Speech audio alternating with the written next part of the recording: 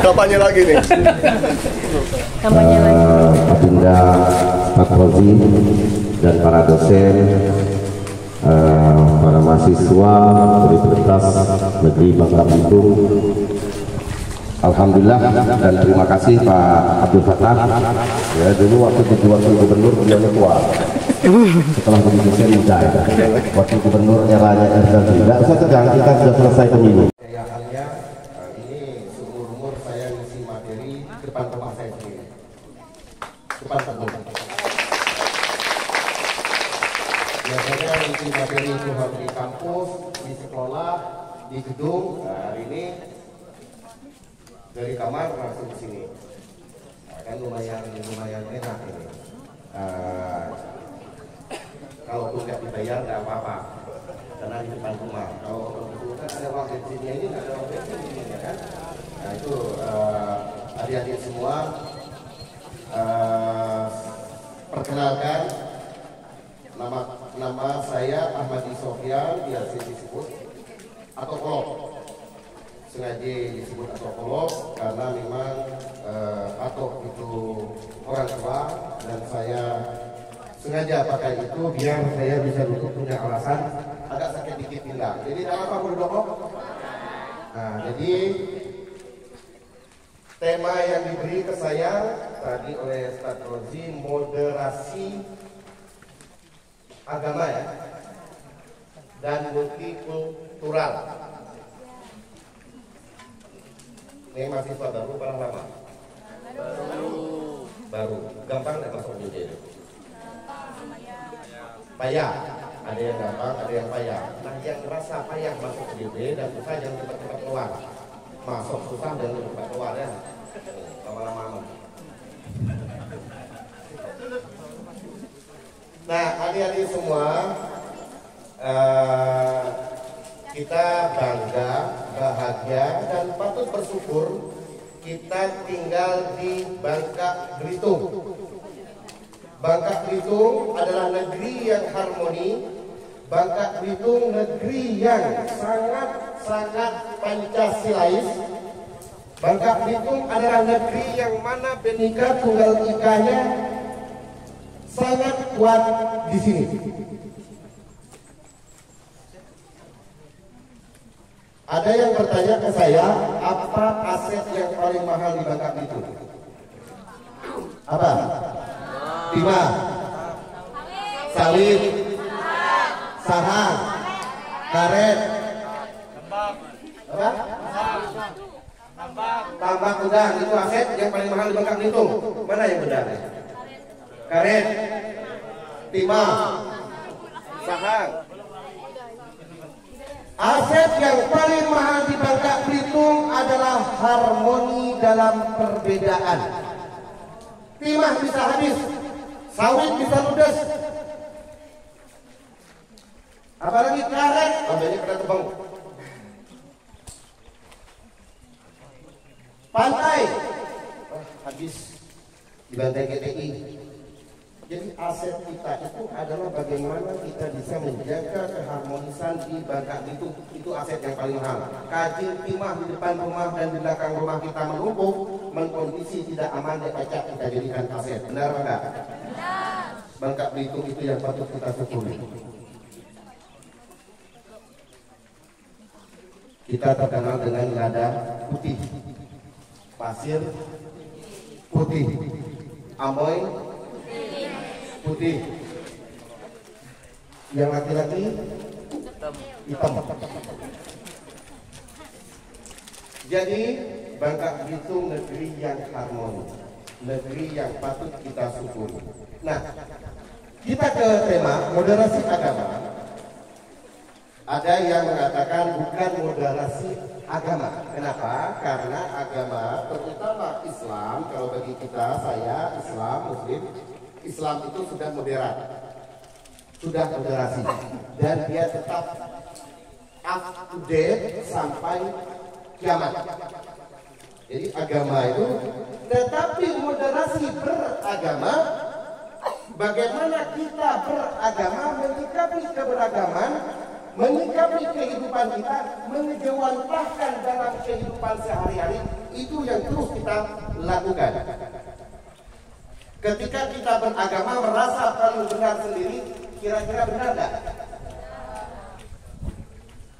Kita beragama benar, tetapi ketika kita merasa benar sendiri, kira-kira itu benar nggak? Yang pakai jilbab ngerasa dia yang paling suci, dan yang tidak pakai jilbab tidak lepas selamat. Kira-kira itu benar nggak yang pakai jilbab? Pakai jilbab itu benar nggak? Benar. Tetapi merasa suci, alim, hebat, lalu meniadakan yang tidak pakai jilbab, itu yang tidak benar. Kenapa saya pakai jilbab? Ya terserah saya. Karena perintah agama saya pakai jilbab, saya pakai jilbab. Itu saudaramu nggak pakai jilbab, itu urusan dia. Kamu bersahabat, saya bersahabat.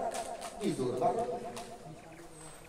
Makan bareng, kopi bareng. Jangankan yang tidak pakai jilbab, yang tidak seagama dengan kita bisa ngopi bareng.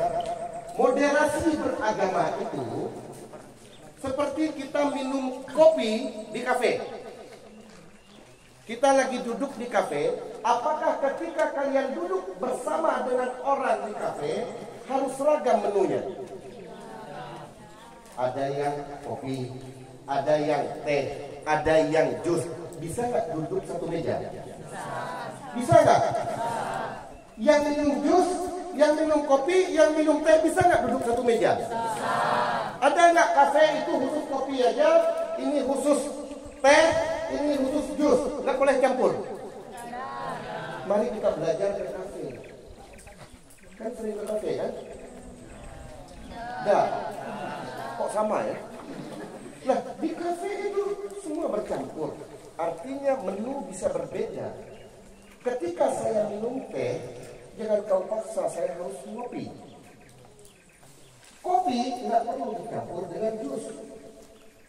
Artinya punya karakter. Itu multikultural. Asik berbeda itu asik. Tahu binatang? Apa perbedaan manusia dengan binatang yang paling mendasar? Hah? Akal. Karena akal itulah akhirnya kita jadi paham. Ketika binatang, kambing pernah nggak kumpul nongkrong bareng harimau? Bebek pernah nggak kumpul bareng elang? Nggak pernah. Bebek pasti sama bebek, burung sama burung, ayam sama ayam, kambing sama kambing, domba sama domba. Kenapa? Mereka tidak multikultural, mereka tidak paham perbedaan. Makanya manusia ketika dia hanya kumpul di kelompoknya lah, dan tidak mau kumpul dengan orang lain, tidak jauh beda. Bahwa dia belum mencapai titik kemanusiaan. Nah, ini bagaimana kita beragama memahami bahwa perbedaan itu anugerah Tuhan. Itu moderasi agama, mengejawantahkan. Tuhan mau, kira-kira bisa nggak gale-gale itu di dunia ini muslim? Bisa nggak? Tuhan bisa nggak? Plak, gale-gale muslim? Bisa banget. Menjadi gale-gale Tuhan. Hari ini laki-laki berubah mengambil jadi perempuan, bisa nggak Tuhan? Yang perempuan, laki gele-gele. Bangun tidur kita berubah lah. Bisa nggak Tuhan melakukan itu? Qul fayakun. Innama amruhu idza arada syai'an ayyakuna lahu kun. Semuanya bisa. Tuhan menciptakan perbedaan itulah membuat kita supaya berpikir. Berapa banyak ayat di dalam Al-Quran itu mengajak kita manusia untuk berpikir. Tinggal kita berpikir pada Tuhan semuanya bisa. Jadi orang yang tidak bisa mengejawantahkan bagaimana hidup di zaman sekarang, bahwa kita penuh dengan perbedaan, namun kita bisa duduk berdampingan, berangkulan, dan bisa kerjasama dalam tahapan-tahapan duniawi. kita bisa kerjasama dalam masalah duniawi, perdagangan, pendidikan, perkebunan, pertanian, persahabatan. Tapi kalau wilayah keagama tidak bisa kita campur.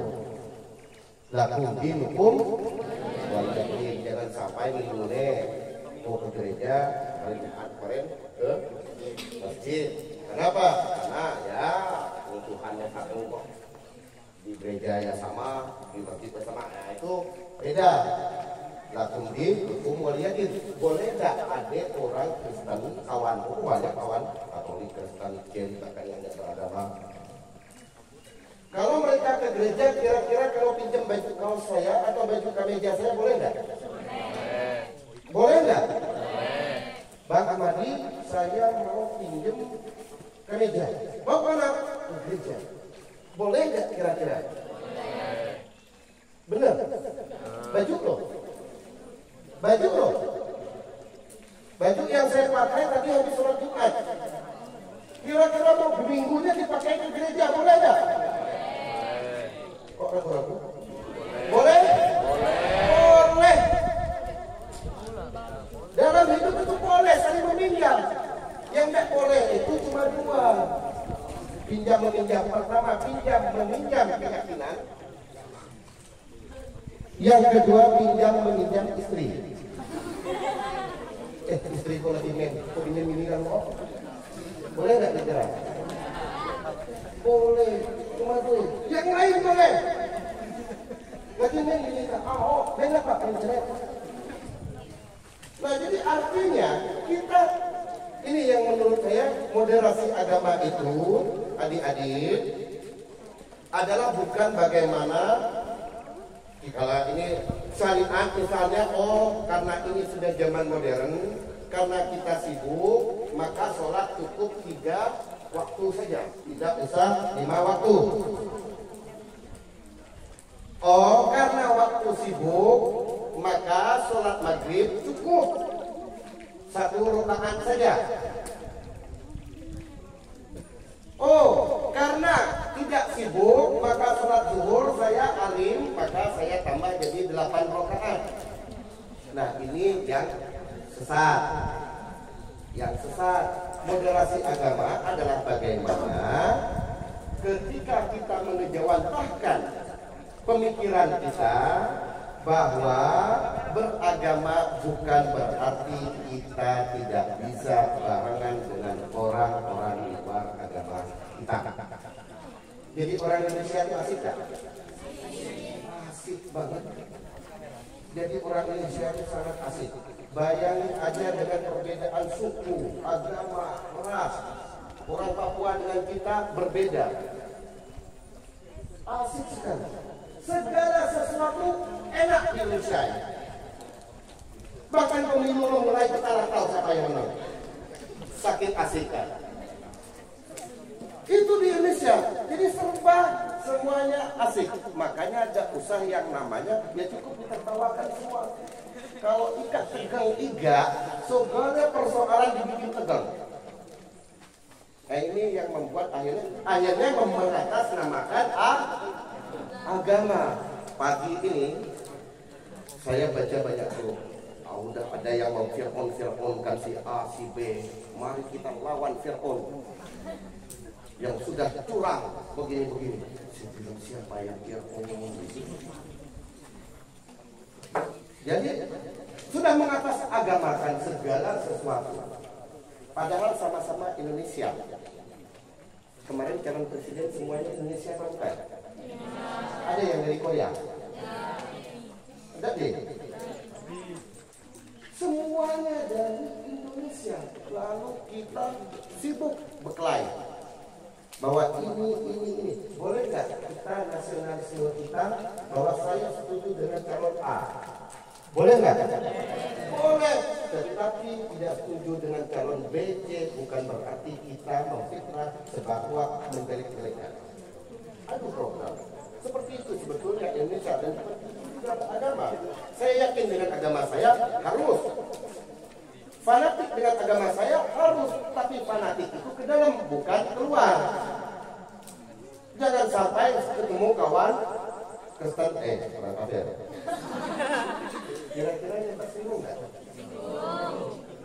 Per, berumum. Loh, kok bisa bilang saya kafir Pak? Loh, dalam agama kami, ya ayyuhal kafirun. Iya benar. Tapi kan nggak ada tahu ayat ya ayyuhal kafirun. Dan Allah sebut dia kafir. Kira-kira yang pakai jilbab ini yang muslim ketemu dengan orang Kristen. Wahai domba-domba tersesat. Kira-kira tersinggung nggak dibilang domba? Tersinggung, kita manusia disebut binatang. Sesat pula. Boleh nggak mereka seperti itu? Kalau dia mengungkapkan kepada kita tidak boleh, kalau mereka ke dalam boleh. Sama kayak kita. Jadi kita ini sebagai orang muslim tentu kita berbeda dengan orang kafir. Boleh nggak? Boleh di dalam. Begitu juga orang Kristen. Yang sering ini kita keluar danglahnya orang kafir. Itu yang membuat kita moderasi agama itu kacau balau. Adik-adik semua, kita di Indonesia, kita di Bangka, multikultural. Semuanya berbeda. Kita bisa lahir seperti ini, kira-kira karena persamaan apa karena perbedaan? Mak kita sama jenis kelaminnya, kira-kira lahir dari kita. Pak Maha sama jenis kelaminnya. Makanya dari presiden mana itu yang homo dan yang lesbi itu dia bilang boleh, tetapi harus masuk penjara, ditaruh di penjara mereka bersama. Kalau sampai melahirkan maka boleh keluar. Nah, yang apa namanya? Kalau LGBT.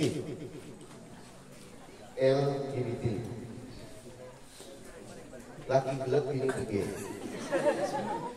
Nah, jadi kawan-kawan semua, adik-adik, ketika kita di Bangka Belitung, ketika kita di Indonesia terkenal dengan keragaman, terkenal dengan Bhinneka Tunggal Ika-nya. Slogan kita seperti itu. Slogan kita. Bhinneka Tunggal Ika, berbeda-beda tapi tetap satu jua.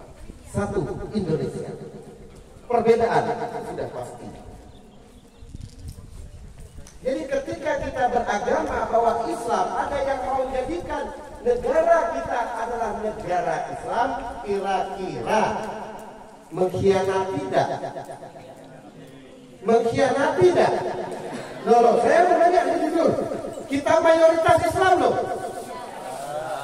Indonesia ini mayoritas Islam loh. Kalau kira-kira kita jadikan negara ini negara Islam, negara ini negara Islam, benderanya kita tetap merah putih, kita tambah la ilaha illallah Muhammad Rasulullah. Makin kuat tauhid kita. Mengira wajib pakai jilbab. Laki-laki tidak boleh lagi pakai celana pendek terlihat aurat. Kira-kira kita semakin hebat atau kita berkhianat terhadap para pendiri negara ini? Setuju? Kita berkhianat pada pendiri negara ini. Pertanyaan saya, ketika negara ini didirikan berbentuk republik, negara ini didirikan sepakat bahwa bukan negara agama, tetapi negara ini berisikan orang-orang beragama.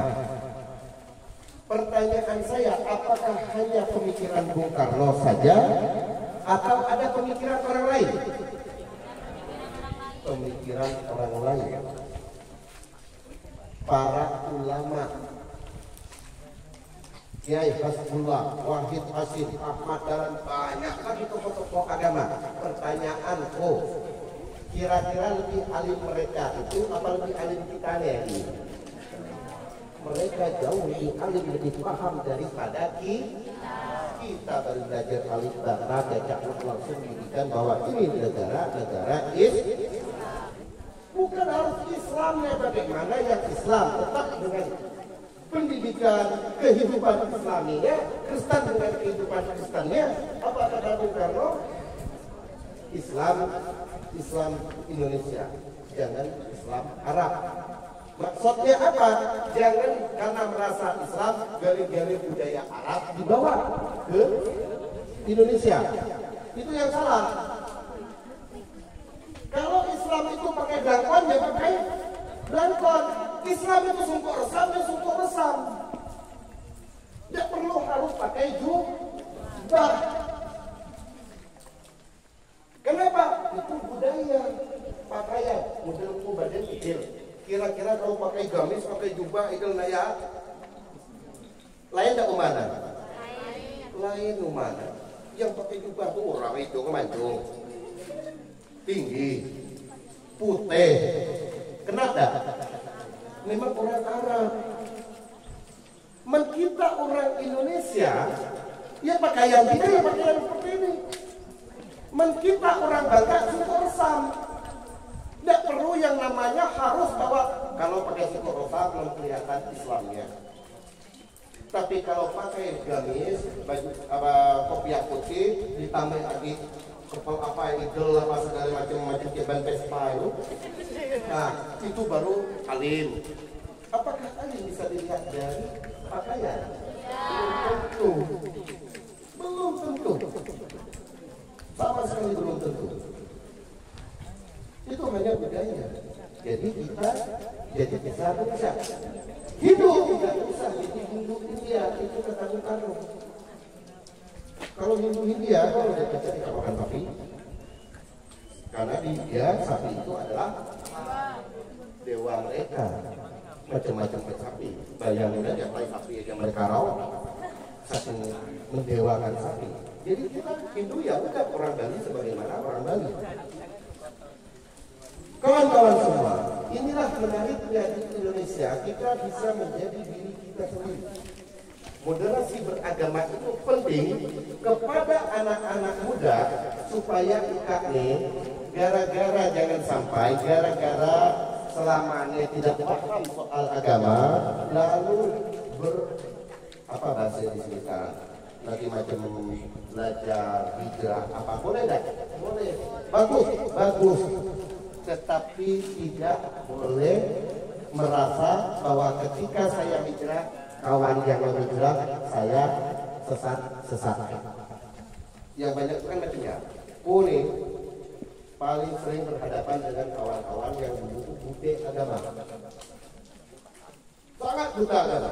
Tiba-tiba dia hijrah. Bangga. Kawan hijrah. Tiba-tiba berapa minggu kau lihatlah pakai gamis. Ngomong antum. Anak antum ngomong mulai kaget pikir sejak kapan dia suka anak antum kalau nyebut kopi itu wah segala macam lah dan kau ini disesat-sesatkan waduh antum harus hijrah antum harus gini-gini kau bilang kan belajar agama berapa tahun kok sudah mulai berhijrah sudah mau menghijrahkan orang. Saya ini 12 tahun di dalam pesantren, hidup di dalam pesantren, bilang makan hidup di dalam pesantren. Kaget dia. Masa kawan pesantren dia? Karena dia menganggap bahwa santri pesantren itu harus pakaiannya harus kelihatan. Saya itu dikasih gamis itu mungkin sudah satu lemari datang, setengah lemari ada. Dikasih gamis, wallahi satu itu tidak ada yang saya pakai. Yang ada kau bagi-bagi bagi yang mau, yang selanjutnya kau potong jadi pakaian pendek. Kenapa? Tidak cocok. Bukan saya anti loh. Nggak anti dengan orang yang pakai gamis, tapi badan kau dah cocok. Maka kau potong. Ada yang lihat kau pakai gamis. Jangan kami ini bukan terapi lah, kau pakai gamis. Sudah senang nah itu yang kita khawatirkan.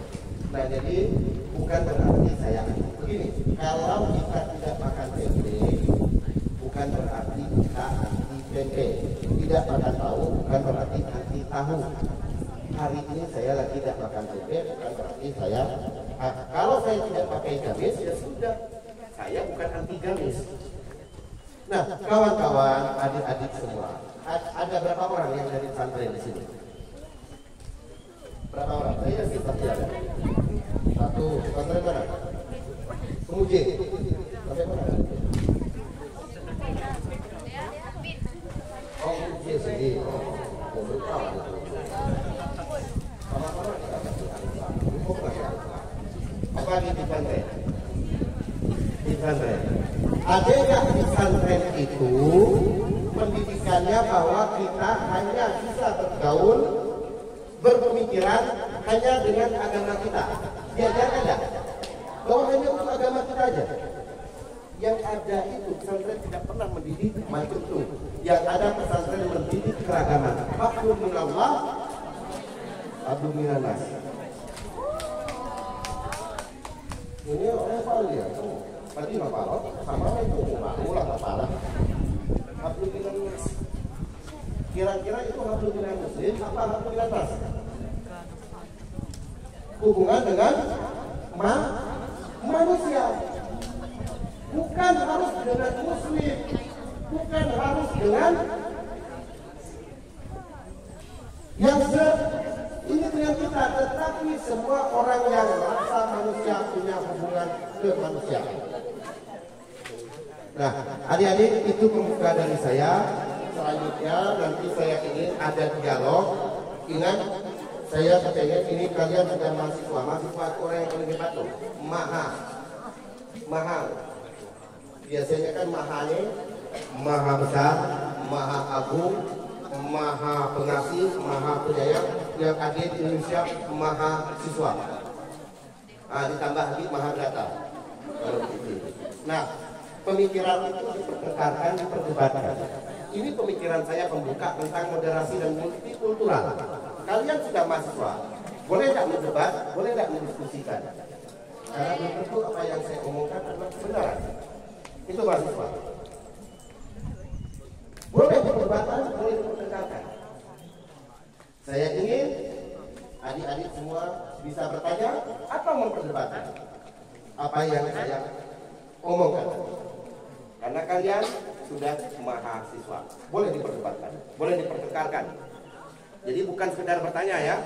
Silakan bertanya, tetapi saya ingin lebih senang kalau ada pendapat yang lain. Terima kasih. Assalamualaikum warahmatullahi wabarakatuh.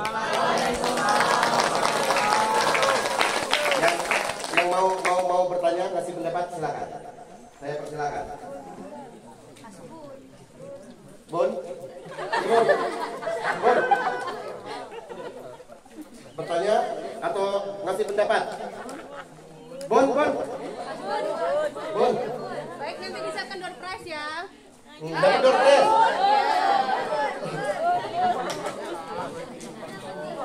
Saya mau bertanya, silakan sebutkan namanya. Oke. Langsung berdiri, nama siapa?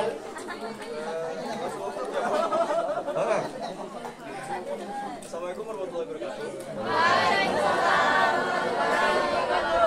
Perkenalkan, sebelumnya nama saya Novo Putra Wijaya. Saya dari Sosiologi 2B.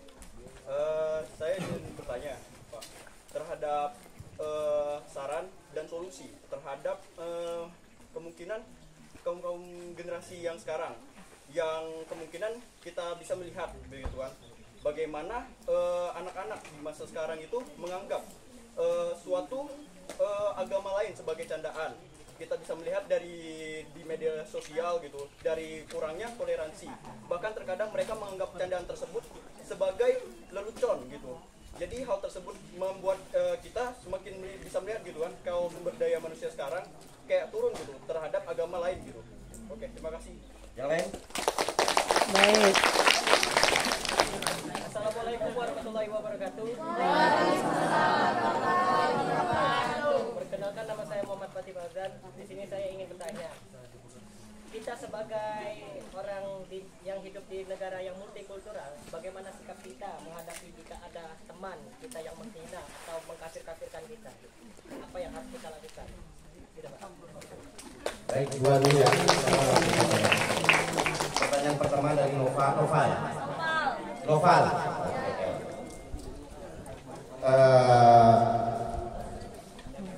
Kalau sekarang ini memang betul, bahkan kadang-kala maaf agamanya sendiri itu dicanda-candai, agamanya sendiri dicanda-candai, apalagi agama orang lain.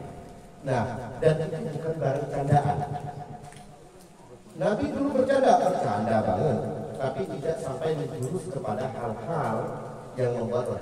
Kalau kalian di Jawa Timur, kebetulan saya 14 tahun ada di Jawa Timur, hidup di Jawa Timur dan bergaul dengan kiai-kiai. Mereka kalau bercanda itu luar biasa, tetapi tidak sampai menjurus kepada hal-hal yang berkaitan dengan agama. Ada nggak agamanya? Ada, tetapi sesama. Yaitu yang dicandai adalah agama kita bersama. Dapat tapi tidak sampai keluar. Nah, kalau ada kita menghina, candaan itu kan lebih cenderung kadang-kadang ke menghina. Itu yang paling sering terjadi. Nah, ini karena minim literasi sehingga bahan yang untuk komedi itu menjadi kurang. Generasi sekarang, generasi yatim literasi loh. Mohon maaf, gen milenial dan Gen Z itu generasi yatim literasi. Baca sudah jarang. Saya dulu waktu menjadi mahasiswa, bahkan sebelum mahasiswa, saya punya kewajiban membaca buku minimal 1 bulan 1. Koran itu setiap hari. Majalah atau tabloid itu seminggu sekali. Buku wajib sebulan minimal 1 buku. Kalau buku tipis itu lebih. Makanya saya punya ribuan buku. Di sini nanti saya mau bikin galeri dan perpustakaan. Saya punya ribuan buku dan itu menjadi bahan bacaan supaya saya tidak yatim literasi. Nah, ketika orang yatim literasi maka dia yatim bahan. Ketika dia yatim bahan, yatim pergaulan yang luas, nggak punya pergaulan yang luas, akhirnya agama dijadikan bahan candaan. Kristen, Tuhan Yesus. Yang salib, oh, cuma anak ngomong agama, nyawa kena salib. Nah, sering kali kayak gitu. Betul nggak? Apakah boleh kayak itu kita kepada kawan kita yang berbeda agama dengan kita? Kita juga bisa tersinggung. Jika itu tidak dekat ke Tuhan, orang Islam yang paling dekat ke siapa? Yang paling dekat itu orang Kristen. Berapa nama Tuhan Bapak? Iya kan? Nomor 2 yang paling dekat itu adalah Hindu yang manggil Tuhan Om Swastiastu, gitu kan? Orang Islam, ya udah ya lama, manggil 5 kali sehari, pakai mikrofon pula. Nah, itu kan bisa dijadi. Kira-kira kalau ada orang Kristen yang dari kita kayak gitu tersinggung nggak? Tersinggung. Jadi jangan kita jadikan kalau orang paham banyak soal literasi, pergaulan yang luas, maka agama tidak menjadi bahan candaan. Bagaimana sikap kita? Jangan pernah tertawa kepada bahan candaan seperti itu. Tahan tawamu. Walaupun itu, tapi itu bukan bahan untuk tertawakan. Kira-kira kalau orang tuamu dijadikan bahan candaan seperti itu, Pak, kaki ya sebelah atau jalan ke pilai, pincang. Lalu ada kawan, jadikan itu candaan. Kira-kira sakit dah? Sangat sakit. Membunuh orang itu dak berdosa dan dak masuk penjara pasti kita bunuh. Benar? Walaupun kita sering dimarah, dicaci maki ke mak kita di rumah, tapi kalau di luar mak kita dihina, membunuh orang itu tidak berdosa dan tidak masuk penjara, pasti kita lakukan. Karena itu harga diri martabat kita. Apalagi agama yang kita belum. Nah, jadi solusinya ketika menemukan orang itu kau tidak sanggup untuk menegurnya, kau tahan itu. Jangan sampai tertawa. Karena komedian sekarang banyak sedih kita ya. Nah, jadi itu tidak boleh dijadikan bahan candaan. Kita juga tidak perlu memuji agama lain. Kita puji habis-habisan. Tidak perlu. Karena mereka tidak butuh dengan pujian kita.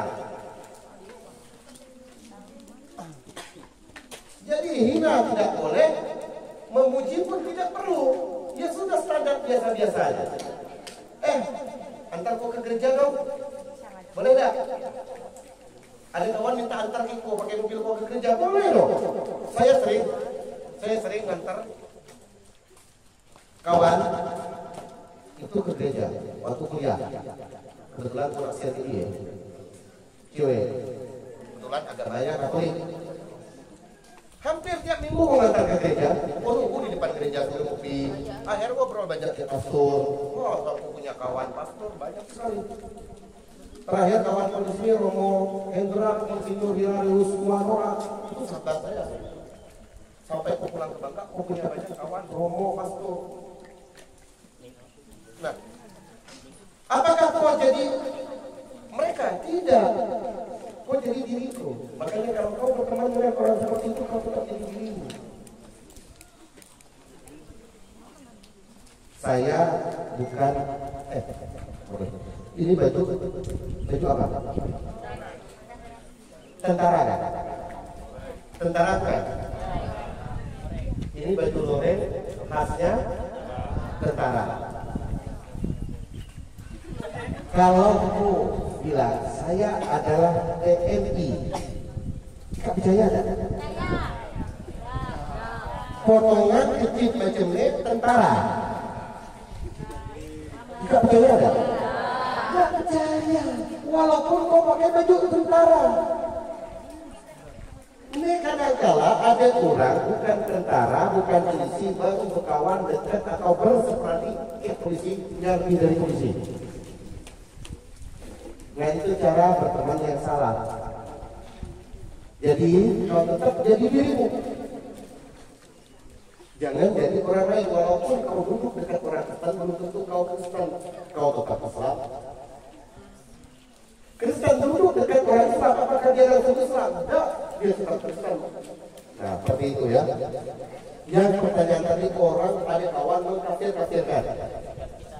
Sikap kita bagaimana? Mendapatkan pembelaan itu saja jadi mergokok pembelaan itu kira-kira aku mampu pembelaan kan aja. Tapi mendak daripada terjadi perkelahian, ya udah. Jadi gini, di dalam Al-Quran itu masuk surga itu rombong-rombongan, masuk neraka itu berombong-rombongan, takdir masuk surga sendiri-sendiri. Tahu rumah dinas gubernur besar kan? Luas kan? Pertanyaanku, kalau rumah dinas gubernur yang begitu luas, luasnya adalah 6 hektar. Kawasan rumah dinas gubernur itu 6 hektar. Kalau kalian sendiri tinggal di situ serem enggak? Naik enggak? Enggak mungkin ikat betah tinggal sendirian. Surga itu saya yakin walaupun kita belum pernah masuk surga, tapi semoga semuanya masuk surga. Amin. Pasti nyaman enggak? Nyaman.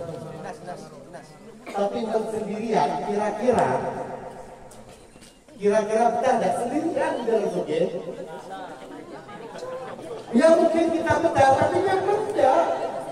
Betah sendirian, boy. Lihat siapa?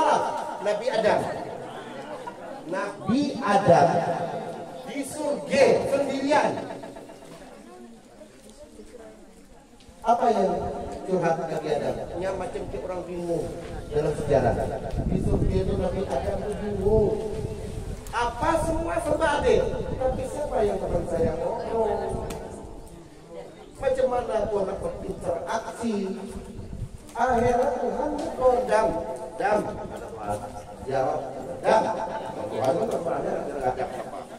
Dan kami bingung macamnya. Lihat macam ketir, kurang fasilitas, penuh fasilitas. Pakai ketir, ya sudah orang. Akhirnya terciptalah Hawa, baru Nabi Adam semangat. Nih, mereka berdua mantap. Nabi Adam dan Hawa itu paling nikmat loh. Karena dia punya mertua. Jadi mereka ada ringan. Nah, artinya kalau ada orang yang mengkafirkan temannya, ini orang pemahaman agamanya masih sangat minim. Saya baca buku MHN tadi. Saya memang muslim, tapi untuk mengaku diri saya muslim ke dalam artinya walaupun benar-benar muslim, udah berani. Itu kata MHN tadi. Saya muslim, tapi ke dalam untuk mengaku-ngaku bahwa saya itu muslim, saya tidak berani. Apalagi mengkafir-kafirkan Quran. Kenapa? Muslim itu kalau dijabarkan secara luas, kita ya, belum tentu muslim yang sebenarnya. Iya kan? Walaupun di pesantrennya lahir sampai mati di pesantren, apakah nggak pasti masuk surga? Ini lahir dari mulai proses dibina sampai ngubur itu di pesantren. Apa sudah pasti masuk surga?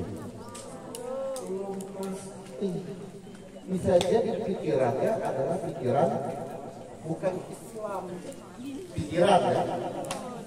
Bisa jadi. Jadi orang yang begitu gampang mengkafirkan dengan orang pemahamannya pasti enggak. Lalu sikap kita macam mana? Kalau kau tidak bisa menegur dengan kekerasan, ya kau dengan besar. Oh, dengan besar tidak mampu berdebat.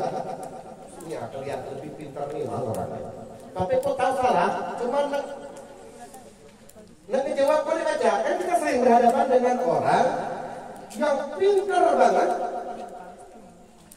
tapi kita tahu itu salah. Cuma kita ada saja memantah kejawatan, karena kita ada orang ngomong aja susah, berbata-bata, apalagi di depan umum. Oh tadi sebenarnya umum macam ini, jangan tanya nih, tapi gimana? Banyak kan orang nanti apa orang ini. Nah, kalau kau tidak bisa, maka lebih baik diam dan jangan pernah membenarkan orang yang itu gampang mengkafirkan orang. Atau kau suruh dia berguru lagi, asalku, boleh tidak paham agama yang terlalu luas macam kita. Baca kan, mungkin kamu mungkin dia ulama nanya. Bisa jadi seperti itu. Tapi kadang-kala orang itu yang ulama dia salah. Oh, saya ketemu loh teman-teman yang begitu gampang menyalahkan ulama.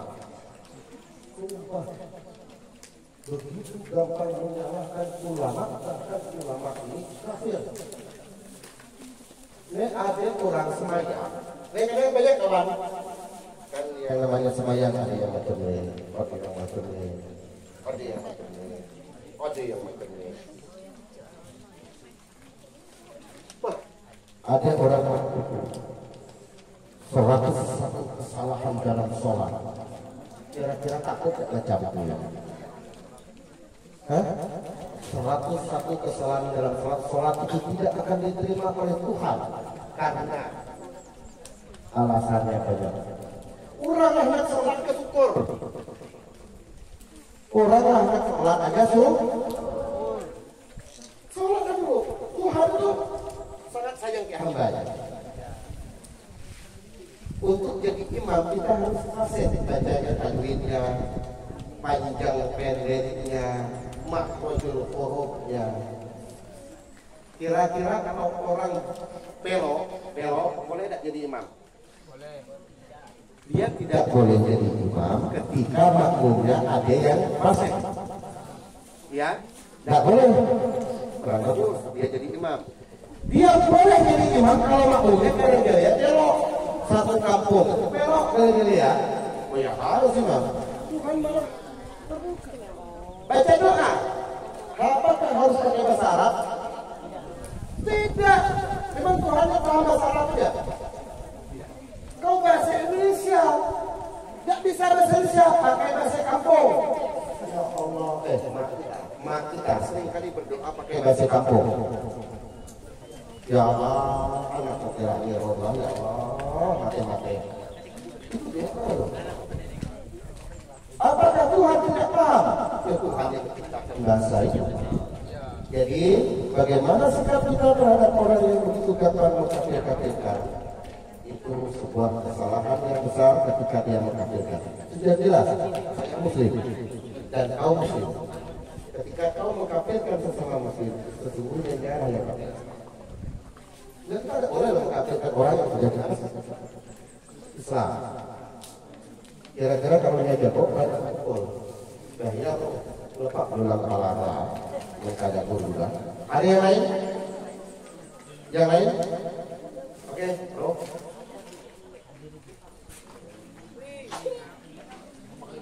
Selamat pagi semuanya. Pagi. Pagi, saya bertanya sih hanya sekedar pendapat. Ya. Jadi Bapak seperti menyinggung kata kafaro. Kalau kita bilang kafir orang itu orang sangat tersinggung. Pada dasarnya itu adalah hal keliru, Pak.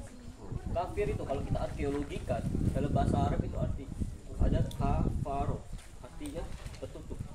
Sama dengan bahasa Inggris cover. Dengan istilah hati mereka itu hanya tertutup. Yang mana punya kemungkinan pasti terbuka gitu. Beda lagi kalau kita bilang non muslim. Muslim itu artinya selamat. Lebih mengerikan lagi kalau kita bilang mereka tidak selamat.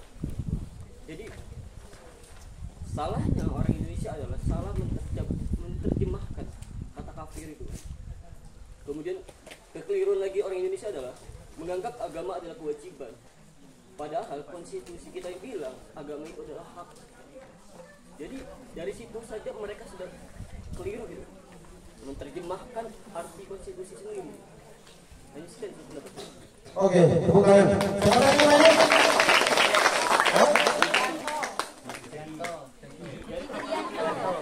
Naziarto.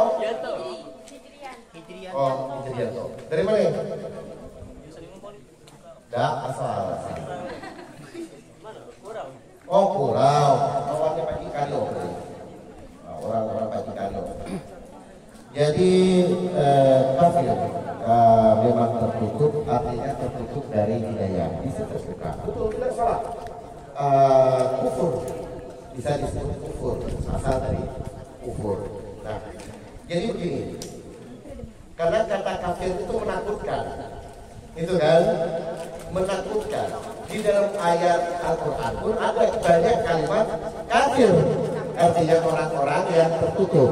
Tetapi memang ketika bahasa kafir diterjemahkan ke dalam Indonesia, asalnya sampailah orang yang terima kalau disebut kafir. Itu masalahnya. Karena ini bahasa itu berabad-abad, susah kita untuk merubah. Gitu. Bahwa itu kita ganti tertutup. Katanya memang itu, ya kan? Kadang-kala seperti itu. Jadi agama itu bukan wajib beragama, bukan. Artinya agama itu adalah hak kita untuk memilihnya. Tetapi ketika kamu masuk ke dalam satu agama, agama manapun itu, maka kau wajib mengikuti apa yang ada dalam aturan agama itu. Pertanyaan saya, kalian wajib tidak masuk ke kebunku? Tidak wajib. Tidak ada kewajiban masuk ke kebunku. Tapi ketika kalian masuk ke kebunku, maka kalian wajib mengikuti aturan yang ada di kebun. Begitu juga agama. Kau mau beragama mau tidak itu hakmu. Tetapi ketika kau masuk satu agama, maka kau wajib mengikuti aturan yang ada di agama itu. Itu saja sebenarnya. Karena setiap kita merdeka, setiap kita berdaulat, mau beragama mau tidak, dia kan yang banyak itu kan dia beragama karena takut. Dia tidak kesadaran dan kemampuan dirinya sendiri. Kok takut, dia beragama kelama ini. Mereka bahwa kalau tidak beragama itu kebenaran, silakan, hakmu. Kalau kamu menganggap bahwa tidak beragama itu adalah kebenaran, kalau saya menganggap saya harus beragama. Ketika saya beragama itu adalah Islam, maka ada kewajiban-kewajiban yang harus saya lakukan di dalam agama Islam. Islam itu asik, Tuhan itu maha asik. Itu kata Sujiwo Tido. Saya sangat setuju dengan kalimat Tuhan maha asik, kata budayawan Sujiwo Tido. Asiknya gimana? Ya, Tuhan itu sangat asik sekali. Kita dan Tuhan dia asik lama-lama dipilih. lama kita nih dia pencak kapal Tuhan tidak lah dia saat kita bikin dosa Tuhan masih bikin ampunan.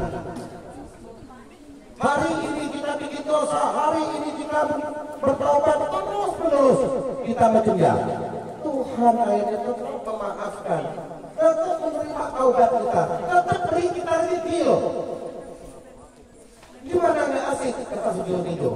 Lagi menjadi kita yang busuk, lagi menjadi perilaku kita, tapi Tuhan tetap memberi kita rezeki. Begitu asiknya Tuhan. Sekarang kalau saya berbuat jahat sama Anda, setiap saat, setiap hari, mau berbuat salah kita. Kira-kira kaki hendak berumpuk rumah kaki berkuai, berkumakan. Yang ada kala kita pergi atau terpukul. Kenapa tiap hari bikin salah? Yang kita itu tiap hari bikin salah rezeki datang terus. Rezeki itu adalah kita ngantuk, itu rezeki, kita lapar, itu rezeki, dapat makan. Muap itu rezeki. Itu biar ada orang muap baca di kan. Maka bersyukur kita masih bisa. Muap itu rezeki, ngantuk itu rezeki. Ada kawan muap kita marah. Kalau ada muap tidak sopan lah benar. Lain rezeki kok dia lagi menikmati rezeki Tuhan. Ada kawan ketot kita marah. Kalau ada ketot tak sopan lah benar. Dia lagi menikmati rezekinya. Rezeki ketot. Dan kita juga ada rezeki dari tempat kawan tadi. Dan kita tahu dia makan apa. Makan itu tidak ternyata. Kenapa kagak gratis? Kita tahu dia habis makan apa, makan telur asin. Kenapa makan asin? Rezeki. Ternyata hidup kita masih berfungsi. Asik sekali Tuhan. Nah, jadi kalau kita ke pemahaman itu, kita serba susah, serba salah memberikan pemahaman. Konstitusi kita memang hak kita. Jadi ketika ada orang yang menyebut kalau kau paham ya, artinya gini, ada kawan Kristen. Maksudnya nih, selaku domba-domba tersesat, boleh masalah.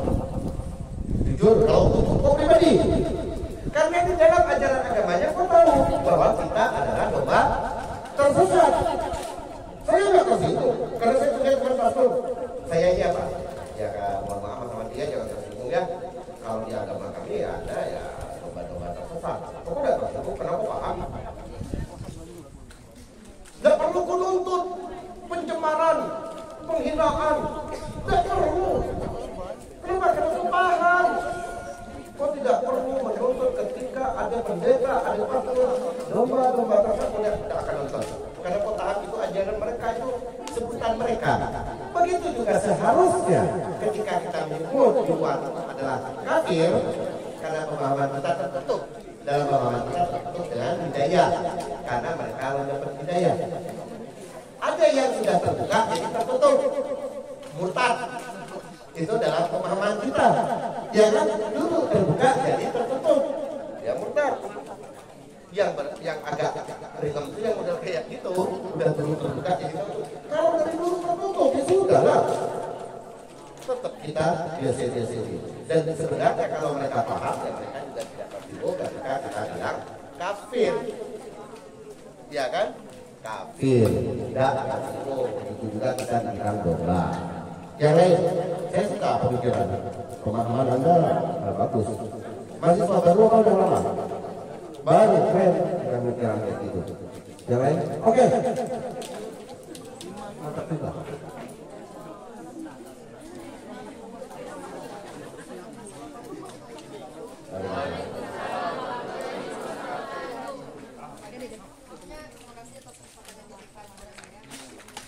Singkat saja Pak, sekarang ini terjadi perubahan ya Pak antara adab dan ilmu. Banyak yang lebih mengutamakan ilmu daripada adab, sedangkan kita tahu bahwa adab itu lebih penting daripada ilmu. Kalau kita sudah membina atau melihara adab kita dengan baik, otomatis ilmu itu bisa mengikutkan Pak. Kita bisa membedakan mana yang baik dan mana yang buruk. Nah, saya ingin mendengar tanggapan Bapak terkait hal itu. Ya, ini sudah masuk Pak.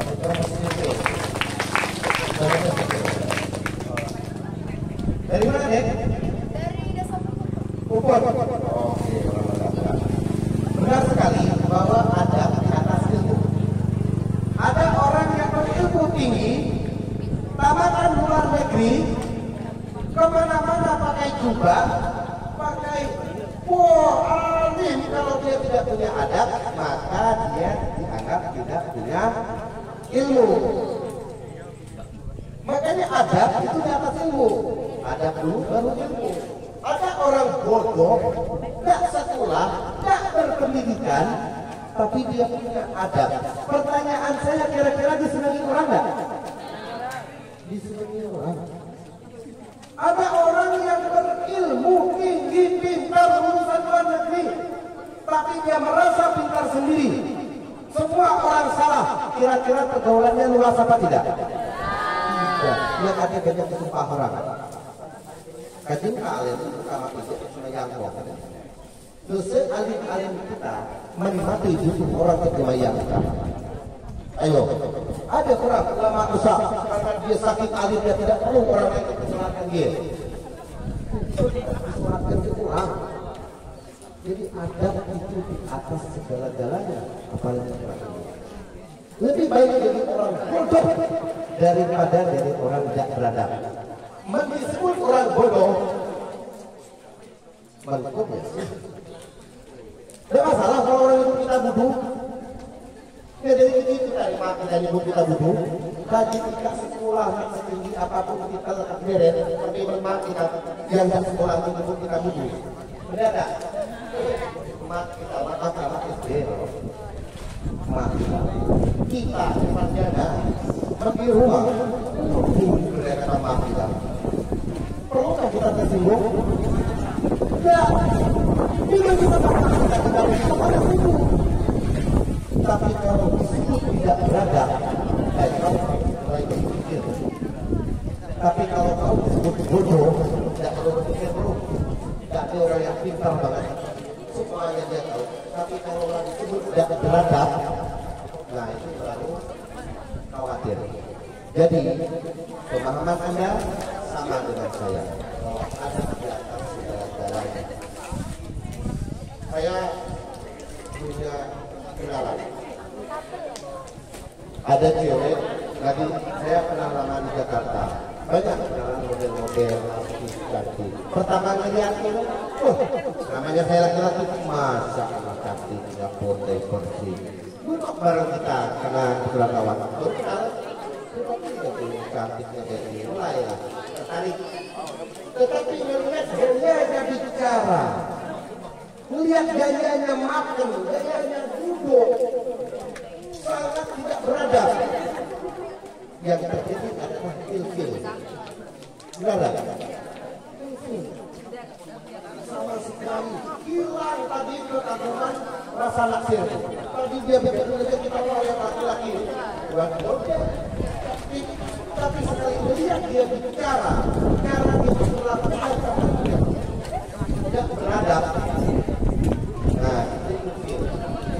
Bahkan kenalan kita enggak. Dia tidak mau HP pun kita tidak mau ngasih. Jadi kalau aku berkawan sama orang yang beradab, lebih baik kita berkawan sama orang bodoh. Jangan teman yang kita bodoh. Daripada kau mencari teman yang pintar tapi tidak beradab, lebih baik kau berkumpul dengan orang-orang bodoh. Itu lebih membahagiakan. Ya kan? Itu jauh lebih membahagiakan kau berkumpul dengan orang-orang bodoh seperti beradab. Yang lebih parah lagi, sudah bodoh tidak beradab. Ya itu lah budu.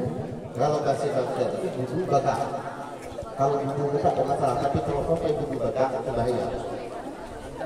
Main tahu boleh tidak? Tahu janda, tapi jangan sampai bergerak. Itu loh masalah. Tahu madur, tahu bergerak. Yang parah itu tahu bergerak. Nah, kalau tahu sekedar janda, kalau saya sering duduk di mobil mewah, misalkan ada foto kirim ke kawan. Maaf loh, sorry ya, kalau kena di tengah mobil rokok kata kawan, tutup kali mati dia terbeli kan? Nah itu kan tahu kita kan? Nah itu tahu boleh, tapi dia kurang bikin status uang usaha akan punya sendiri, nah itu yang bahaya. Tapi kalau untuk tahu ke kawan sepermainan, sorry kita. Kalau ke mall-mall di Jakarta itu kita foto itu sepatu-sepatu yang mahal-mahal harga puluhan juta. Ini ke kawan. Bro kan lebih kok. Polis itu kan. Bro kawan kamu kan. Nah itulah namanya tekol-tekol anak kita. Nah itu jadi adik kau harus artinya sudah paham bahwa adab di atas ilmu. Maka hormati orang yang beradab, bukan menghormati sekedar menghormati orang yang berilmu. Karena sesungguhnya kita semua adalah kosong. Ilmu itu milik Tuhan. Kita semua kosong. Lalu Tuhan memberikan hidayah, memberikan pengetahuan kita. Itu yang ibu negeri asal. Gimana dia yang pintar? Kalau lahirnya langsung pintar. Habibi, langsung bisa jadi pesawat. Pengetahuan diberikan oleh Tuhan. Kalau ada orang bilang bahwa kita ini adalah kita budu, sesungguhnya semuanya berasal dari budu. Sepintar apapun, patah. Asalnya dulu budu. Lalu diberi pengetahuan oleh Allah menjadi pintar. Patah asalnya berani dan budu. Nah, semua kita asalnya adalah siapapun, tetapi diberikan pengetahuan sesuai dengan pergaulan kita, pendidikan kita, apa segala macam. Tetapi ada tetap satu, bahwa dia di atas apa yang kamu ketahui. Ya, oke, yang lain terakhir. Oke, kita. Assalamualaikum warahmatullahi wabarakatuh. Baik, terima kasih atas kesempatannya. Nah, saya bertanya Pak, tadi Bapak Ahmad Sofian atau Pulau berbicara tentang aksen Bangka Belitung, harmoni dan perbedaan. Nah, bagaimana peran kita sebagai masyarakat dalam menjaga harmoni agama dan keberagaman budaya di Bangka Belitung ini? Terima kasih. Oke.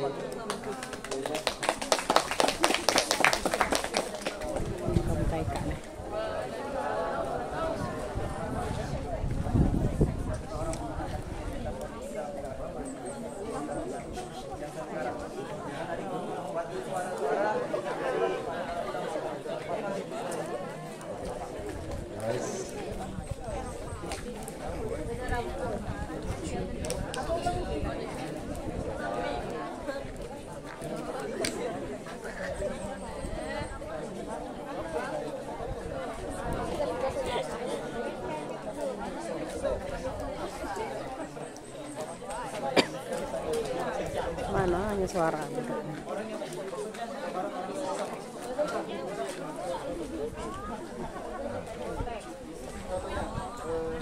Anggaplah kami Indonesia adalah agama utama, tetapi saya bilang dia agama yang rohani banget, dia sering ke gereja atau gimana, tapi dengan saya yang sering keluar, sering minum atau menggunakan obat-obatan terlarang itu bukan yang beragama di luar agama Islam ya. Oke. Orang yang berpaling dan tidak pernah melakukan ibadahnya dan sering melakukan hal-hal yang tidak diizinkan. Oke. Siapa namanya? Reza. Oke. Baik. Pertanyaan pertama tadi masalah keharmonisan aset Bangka Belitung. Bagaimana kita menjaga atau mana ya tadi ya? Jaga keharmonisan itu dalam perbedaan.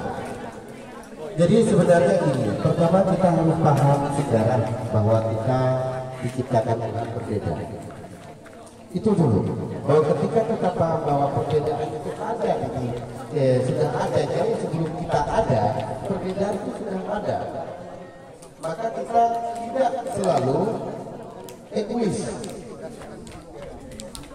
Jadi kampus contoh kampus UBB, semua perbedaan ada di UBB. Yang mayoritas Islam, betul apa tidak? Kenapa mayoritas di UBB itu Islam? Ya karena di Bangka Belitung mayoritas Islam. Tetapi tidak perlu UBB ada kewajiban perempuan harus pakai jilbab. Karena dia bukan kampus agama. Tidak perlu di UBB bahwa wajib sholat berjamaah 5 waktu bagi yang muslim. Tidak perlu, itu urusannya. Tidak perlu di UBB. Tidak perlu juga di UBB dosennya pakai kain sarung hanya gara-gara dia Islam. Perlu ditarik kain sarung, mengajar pakai kain sarung. Nah, jadi kita menjaga itu adalah menjaga keragaman. Pertama kita harus paham sejarah kita, sejarah negara kita, sejarah kita. Tak ada perbedaan. Kita sudah ada sebelum kita ada.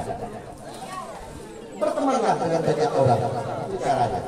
Hargai perbedaan, hargai orang lain yang berbeda dengan kita, baik sisi agamanya, baik dari sisi hobinya, budayanya. Yang tak boleh itu adalah ketika kita mencampur adukkan budaya. Dalam artian budaya kita campur adukkan, oh budaya orang di luar agama Islam, alkohol itu boleh, babi itu boleh, lalu kita jadikan budaya kita bahwa ya sekali-kali tukar-tukaran itu yang tidak boleh. Tetapi ketika kita menghargai, oh saya datang ke teman-teman PTT, mereka pesta acara budaya mereka dan itu babi. Saya datang. Apa saya harus ikutan? Enggak. Saya hargai undangan mereka, saya hadir. Tapi karena saya sudah tahu di situ minuman keras, di situ itu ada babi, saya pastinya tidak makan, tidak minum. Saya ada minuman sendiri, pasti saya bilang saya sudah makan. Tapi saya beri sama mereka karena saya menghormati menghargai itu. Lalu karena mereka juga menghargai saya, mereka pesan makan yang halal untuk kita, yang muslim. Nah, itu penghargaan. Itu cara kita menghargai. Gini, bulan puasa beberapa tahun yang lalu saya kedatangan tamu dari Surabaya, namanya Bapak David dari Oscar. Dia mau menemui Mutimil Bilani Suwanara, waktu itu dia masih hidup. Dia datang bulan puasa, pesawat siang sampai di Bangka. Sama istri di rumah saya bilang, nanti ada tamu datang.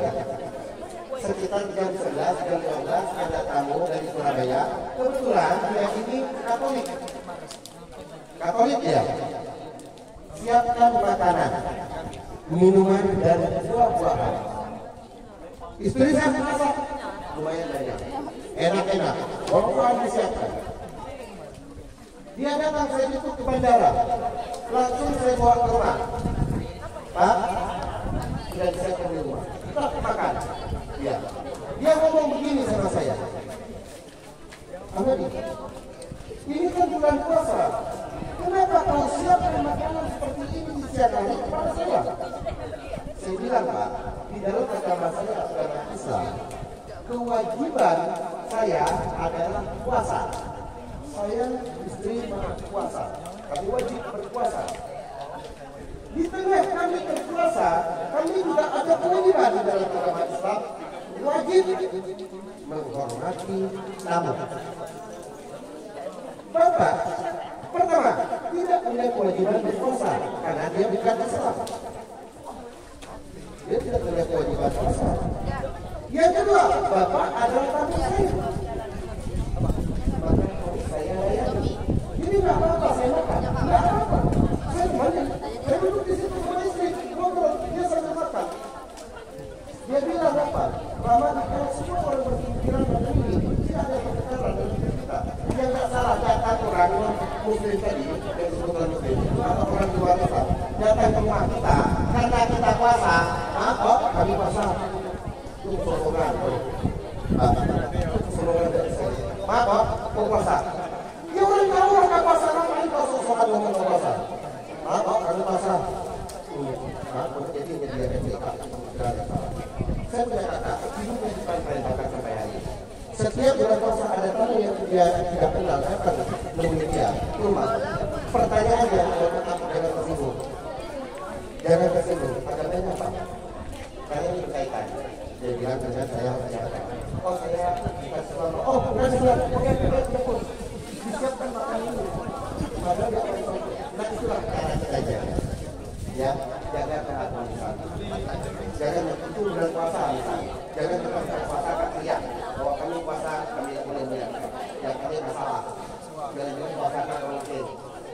hanya gara-gara semua kata bahwa berpuasa tidak mau menyakiti para orang yang tidak berpuasa.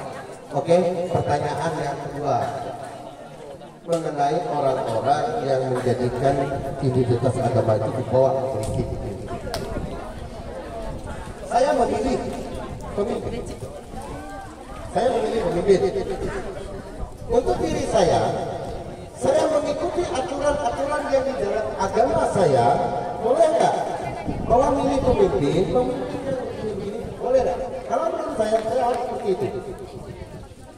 Tetapi saya menyebut bahwa pemimpin saya inilah yang paling Islam. Padahal ini presiden calonnya delegasi Islam. Yang paling Islam, yang lain Fir'aun. Nah, itu yang tidak boleh. Lalu dijadikan bahwa ini yang kita harus pilih orang Islam wajib. Nah ini yang tidak boleh. Yang tidak boleh ini berarti tidak mengikuti kewajiban, berarti Islamnya salah. Itu yang tidak benar. Tidak benar. Tapi saya pribadi, saya memilih ini siapa? Mana itu? Bagi ketuaan agamanya, secara agama dia berarti saya pilih. Apa yang pilih ini salah? Dia punya alasan sendiri. Tetapi ketika saya bilang kalau yang milih tidak memilih ini, maka dia tidak berpihak kepada Islam. Itu salah. Semuanya tetap berpihak kepada negara. Jadi nggak masalah bahwa dia berpihak kepada Islam. Ini yang paling banyak. Saya setuju bagaimana cara dia beragama. Kalau agamanya Islam atau Islam. Tetapi menyatakan bahwa dia yang harus kita pilih wajib hukumnya orang Islam wajib pilih ini. Menurut saya menjadikan bahwa agama itu ditunggangi bahwa itu benar. Iya kan? 3 presiden itu ya kita memilih yang buruk di antara yang terburuk. Iya kan? Semua tidak akan hebat. Mana kita punya alasan sendiri. Oh saya melihat backgroundnya, saya melihat masa lalunya, saya lihat rekam jejak. Kalau saya pilih pemimpin dia gitu, rekam jejak si A bagaimana dulu, rekam jejak si B bagaimana. Makanya saya selalu mengatakan anak juga Indonesia yatim literasi. Bagaimana kasus lalu? Bagaimana kasus Papua? Bagaimana kasus Bulan Mata? Bagaimana kejadian-kejadian itu? Saya demo dan saya berada bersama pejabat nasional kala itu. Saya masih di sini. Saya di rumah salah satu menteri. Itu ibaratnya saya memilih berdasarkan pemahaman literasi saya. Tetapi ketika saya bilang itu boleh, ini. Tetapi ketika kita ngomong kalau Ika tidak boleh tapi Rika karena merah yang paling ini. Jadi ulama-ulama sudah bukan seperti itu. Jangan kita masalah agama. Nah, itu saya sepakat. Saya tidak sepakat dengan bahwa orang membawa agama. Tapi ketika orang membawa background, ketika orang membawa literasi berkaitan dengan bagaimana kondisinya, bagaimana visi-misinya, saya suka ini karena dia visinya bagus, langkah-langkahnya bagus, masa lalunya bagus, saya suka. Tapi kalau dia kenapa milih ini? Oh karena dia itu begini, karena dari antara yang lain ini Islamnya begini, yang lain tidak benar. Kakak tengoklah caranya untuk ke sana. Kakak tengoklah. Nah itu loh maksud saya. Jadi jangan baca menyalahkan. Jadi saya itu dia sedang tidak bisa dia ada sakit. Oh sakit tidak benar, itu tidak benar. Kenapa? Orang pada penyakit, orang pada sakit. Kita tidak salah jalannya. Jadi jangan lihat itu literasi kita harus. Saya memilih A. Kenapa? Karena saya tahu visi misinya bagus, masa lalunya bagus, ini pendidikannya oke. Ya, agama, oh iya, dia mengikuti ajaran apa? Kewajiban agama ya silakan. Kalau ada presiden kedua yang kita muslim, ya kan? Kalau presiden kemarin kita ada, cuma yang kita muslim. Nah, lalu dari gereja. Baik. Kalau pemahamannya seperti itu, ya saya harus ikut. Ya kan? Muslim, non Muslim, bukan Islam, Kristen atau Katolik? Kristen. Ya, orang Kristen, orang Katolik punya pemahaman sendiri. Yang lebih paham tentang Kristen, ya orang Kristen. Bukan orang Islam. Orang Islam tidak boleh lebih paham soal Kristen. Orang Kristen tidak boleh lebih paham soal Islam. Saya punya kawan Kristen namanya miskin waktu kuliah. Wah, kalau nulis Arab pintar banget. Kalau dia belajar, bahkan Al-Fatihah dia hafal. Hafal. Apakah dia muslim? Lalu ngomong, tetap yang pintar agama Islam yang orang Islam, yang paham agama Kristen yang orang Kristen. Apapun omongan saya tentang Kristen, Anda tidak boleh percaya. Karena apa? Karena saya bukan Kristen. Jangan ya. Karena saya bukan Kristen. Apapun omongan saya berkaitan dengan agama lain, itu tidak bisa dijadikan referensi dan itu lebih kuat memungkinkan salah. Kenapa disebutkan Kristen? Yang Kristen saja belum tentu benar, yang Islam saja belum tentu benar. Menjelaskan tentang Islam, yang Kristen saja belum tentu benar. Menjelaskan tentang Kristen, bukan Kristen. Nah, kalau ada kesalahan saya bisa jelaskan bahwa tadi ada bahwa orang yang luar Islam non Kristen itu ada Islam berada dan non Kristen dong. Non Kristen itu adalah domba-domba tersesat. Ternyata domba tersesat orang Kristen yang tidak berbeda, yang menanam domba itu domba tersesat yang mungkin kembalikan. Nah, lalu ada orang Islam masuk ke Kristen, kalau di dalam Islam disebut murtad.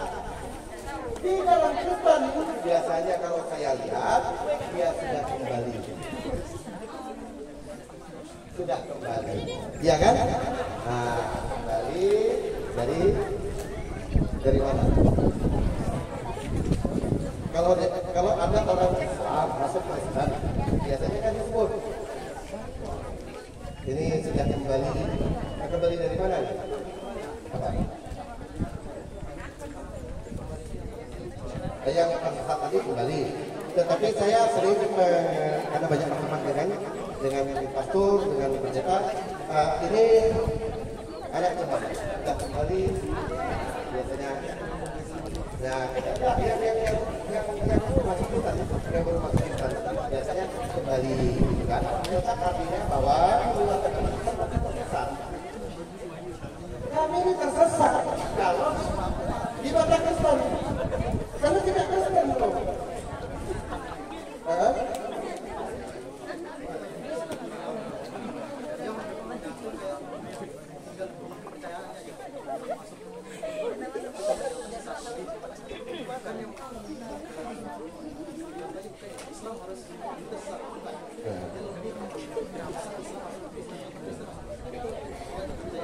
Ya. Jadi gini, karena saya beberapa kali bersama dengan orang pendeta pastor. Ada orang Islam masuk Kristen sudah kembali, kan bahasa kembali.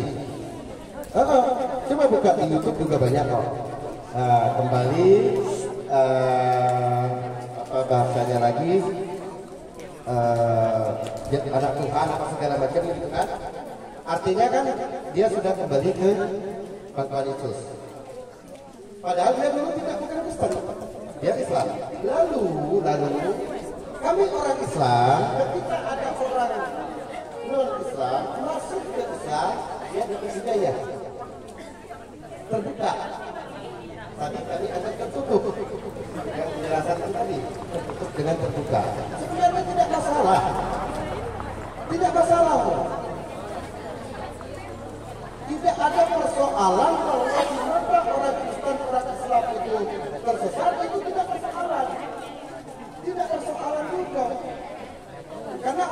Kristen, dia harus mengerti cara agamanya, kau harus benarkan agamamu. Berarti orang luar itu bisa tidak dengar dalam artian tidak sepemahaman. Tapi kau tidak boleh menyalahkan begitu juga kau tidak boleh menyalahkan agamamu. Di mata kami, Yesus itu lebih besar, itu bukan Tuhan di mata. Salah dong orang Kristen itu. Iya kan? Hanya salah di mata Kristen. Orang Islam tidak bisa. Tetap apa salah orang Kristen? Karena ini kita Tuhan itu Nabi. Artinya pemahaman itulah yang berbeda. Boleh nggak bilang salah bahwa dalam pemahaman kami orang Islam salah karena Nabi boleh kok, memang begitu. Cuma yang nggak boleh itu kau paksakan kebenaran dalam pemahamanmu kepada orang lain. Tidak boleh. Orang Islam nggak boleh memaksakan pemahaman. Boleh nak kucil tak kajak. Kucil tak kajak. Islam menyebut hidayah. Artinya yang membuat orang menjadi Islam itu bukan manusia. Pastinya itu. Jadi tidak usah kita terpaksa mengislamkan orang. Itu kalau dalam agama Islam. Karena yang menentukan, yang memberikan membuka orang untuk masuk kepada Islam itu bukan manusia, Tuhan. Walaupun kau tidur sama saya, nah kemana? Kau menjadikan istri, belum tentu kau mau agamaku. Ya kan? Belum tentu kau mau. Karena itu tetap tidak bisa mengatakan bahwa kau Islam. Dipaksa bisa. Biasa cerai kau itu agama.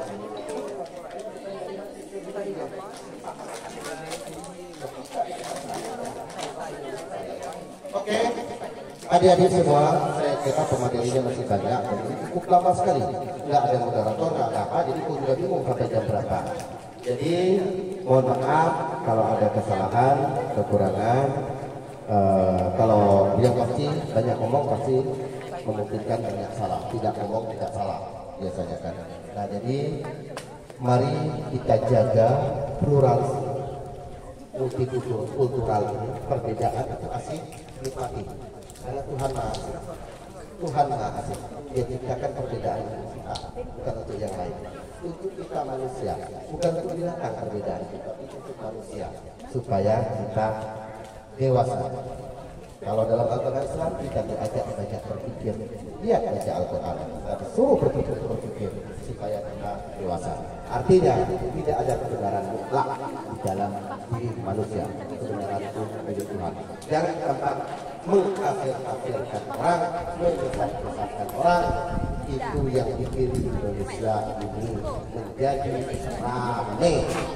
Indonesia ini ricuh gara-gara itu. Yang tidak paham agama ngomong agama, yang tidak paham politik, yang tidak paham ekonomi sok-sok ngajar orang ekonomi. Ya yang itu ngomonglah sesuai dengan kapasitas keilmuan kita. Karena itu yang begitu. Netizen itu begitu. Yang ada paham sejarahnya ngomong sejarah. Yang ada paham budayanya ngomong budayanya, yang ada paham agama cacak ngomong agama, ricuh jadinya. Jadi sudahlah. Kita sesuai dengan kapasitas kita. Kalau dalam bahasa yang Al-Quran, pandai menempatkan diri atau tahu diri. Nah, terima kasih. Wabillahi taufiq wal hidayah. Assalamualaikum warahmatullahi wabarakatuh. Luar biasa, luar biasa. Baik, tadi sudah dijanjikan ada door prize untuk 3 pertanyaan dulu ya. Dan kami mohon kepada Bang Tokolo, boleh pilih dong 3 pertanyaan terbaik. Baik, saya langsung tutup. Oke. Boleh berdiri, maju. Berdiri. Seperti itu.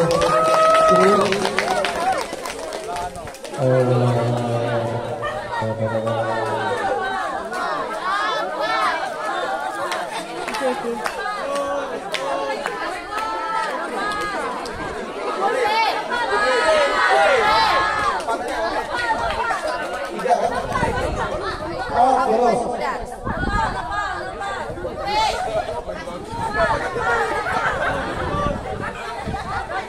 bertanya itu siapa? Yang bertanya diri.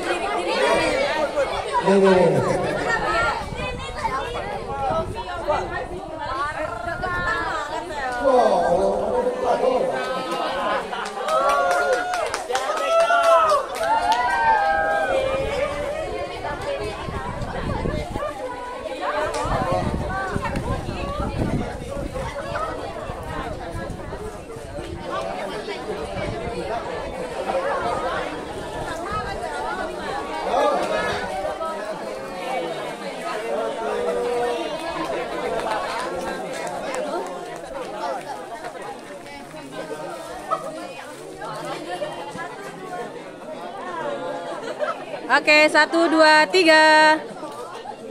Oke, sip. Boleh silakan. Baik, terima kasih kepada empat penyanyi terbaik sudah beruntung mendapatkan snack. Masih ada snack untuk broadcast berikutnya. Jadi kita masih ada narasumber lagi ya. Dan sebelum kita ke narasumber berikutnya, kita intermezzo dulu. Tadi sudah ada 5 kelas ya.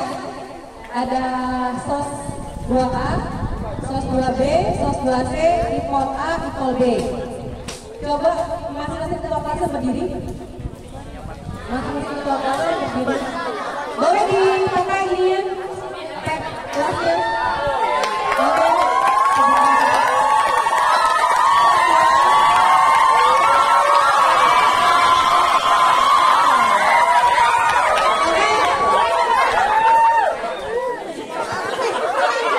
Oke. Untuk selanjutnya diinformasikan oleh Bapak, masing-masing dari kelas harus menunjukkan penampilan yang luar biasa. Sudah siap belum? Sudah siap? Oke, belum? Yang sudah siap dari kelas siapa? Dari kelas mana? Oke, untuk kelas yang maju dulu, maju. Untuk kelas yang maju dulu.